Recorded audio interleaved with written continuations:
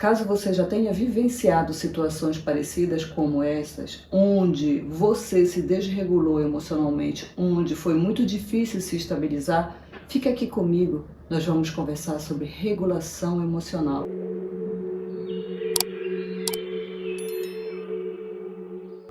No vídeo anterior, nós começamos a conversar sobre estilos de apego.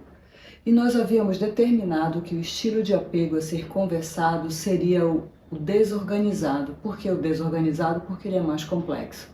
Você, por um acaso, já se observou em uma relação onde você era controlador ou controladora, onde o seu parceiro ou a sua parceira agia dessa forma com você?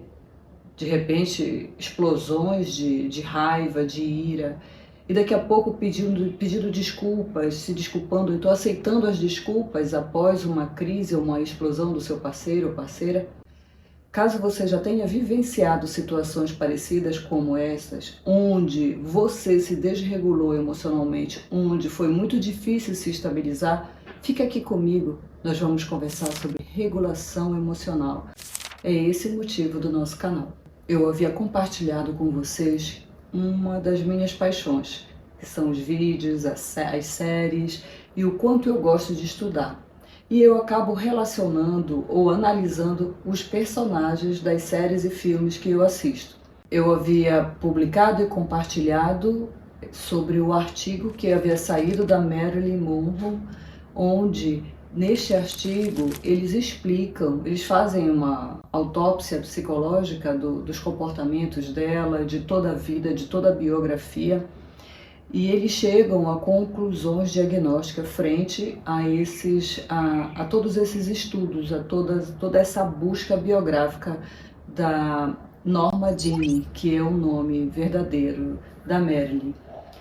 E dentro de todos esses estudos que eu faço, eu escolhi umas duas divas, que eu as admiro pelas artistas que são, e acompanhei também várias biografias a respeito, e isso precisa ser bem explicado. São biografias, são dados cinematográficos, são dados de livros, são dados de documentários que nós vamos nos utilizar como referência para explicar uma teoria. Uma teoria, como eu falei no vídeo anterior, de John Bowlby. Então eu assisti a Judy Garland, talvez vocês nunca tenham ouvido falar, alguns, outros sim, mas foi a protagonista do Mágico de Oz, e também a Whitney Houston, que eu tenho certeza é um pouco mais atual e muitas pessoas conhecem. Eu acabei que eu fiz um compilado e fui descrevendo e relacionando com todos os critérios de relacionamentos desorganizados. E eu anotei aqui, vou pegar para compartilhar um pouco das minhas anotações que eu fiz.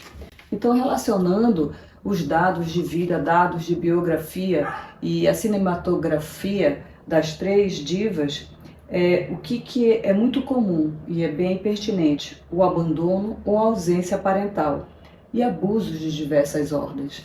Na vida da Whitney Houston, é muito possível assistir nos documentários e no filme dela, onde havia a violência doméstica. Havia discussões, havia traições do pai, e ali havia uma pressão para que ela se tornasse sempre melhor do que ela poderia ser. Havia uma cobrança, havia uma pressão materna, havia uma exigência, e depois que ela despontou, que ela apareceu, que foi constatado o dom e toda a potência vocal dela, aí toda a indústria de trabalho começou a cobrar, começou a fazer exatamente a reinterpretação de tudo o que ela vivia já no ambiente familiar. O que aconteceu depois? Toda essa reencenação também ocorria nos relacionamentos dela, ou seja, cobranças, exigências, abusos, e nunca a Whitney poderia ser ela mesma. Então ela sofreu muito por ter que ter desenvolvido um papel para agradar os pais, para agradar as pessoas com as quais ela trabalhava e depois os parceiros dela. Falando da Judy Garland, da mesma forma, desde a infância ela foi obrigada a trabalhar. Os pais dela davam medicamentos para que ela não dormisse e ela sempre rendesse mais, porque a imagem dela foi um sucesso pela forma que ela cantava, pela forma como ela interpretava. Então ela chegou a trabalhar 18 horas por dia.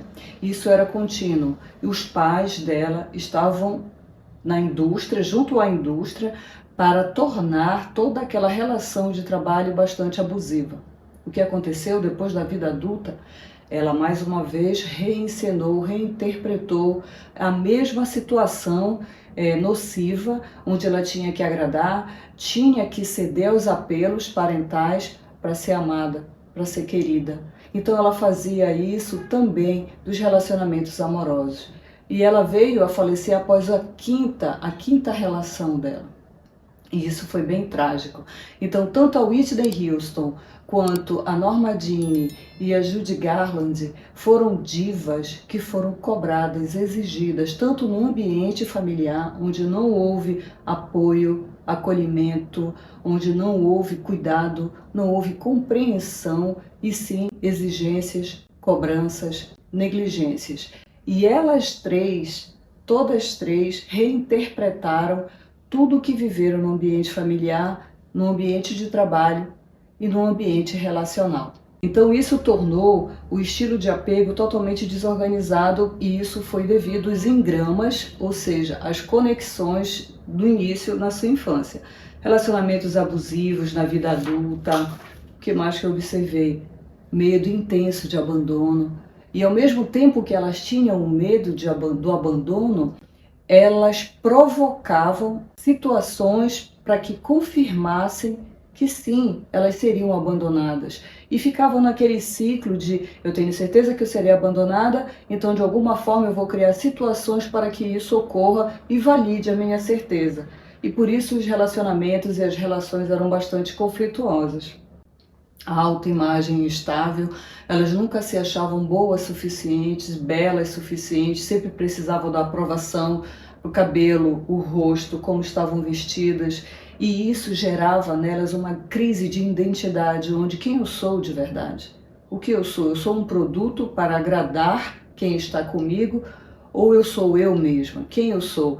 E vários escritos e várias cinematografia é observado essa crise de identidade delas. E todas três também fizeram uso de substância como veículo para a regulação emocional. Muitas delas, depois de horas de trabalho, faziam uso de relaxantes para poder dormir e muitas vezes não conseguiam dormir.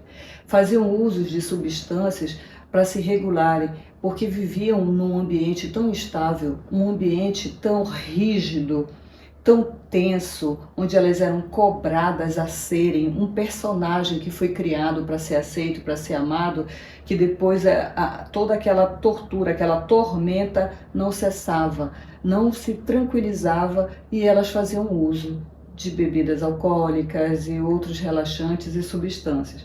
Havia muitas oscilações de humor, crises. Então, várias pessoas relatavam que elas eram muito difíceis de lidar. Eram difíceis porque era muito difícil para elas também interpretar o tempo inteiro algo que não era verdadeiro, não era leal à identidade delas mesmas. Então, todas as figuras masculinas ou femininas com as quais elas se relacionavam, era buscando um salvador.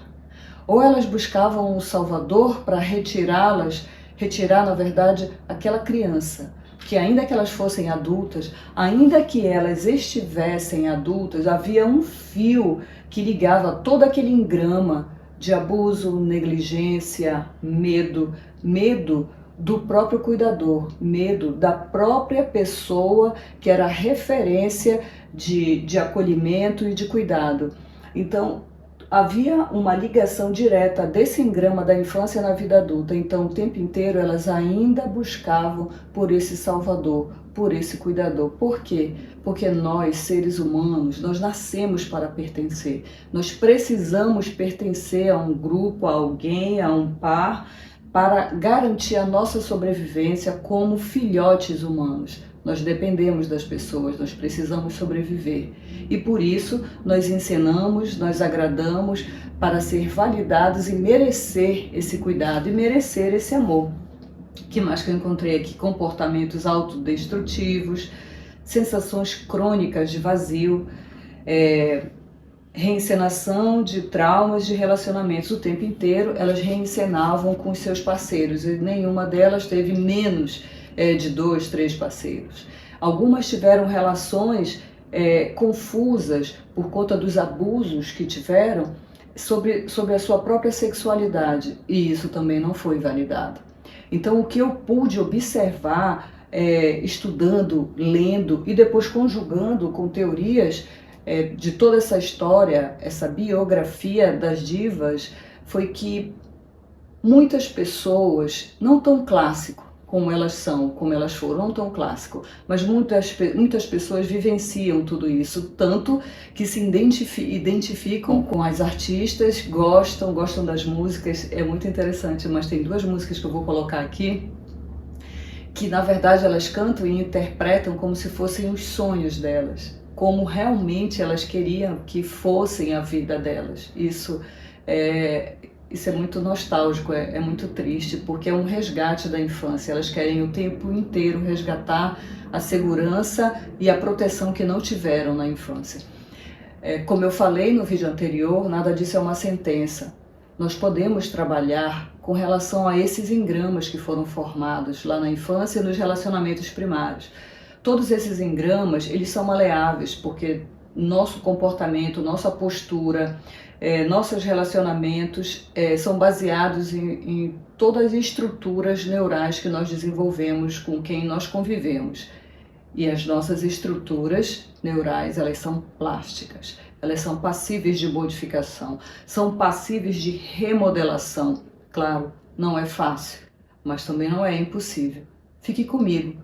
No terceiro vídeo, eu vou começar a falar sobre ideias, sobre estratégias e sobre algumas intervenções que vai fazer com que esses engramas se tornem mais maleáveis e possíveis de serem modificados.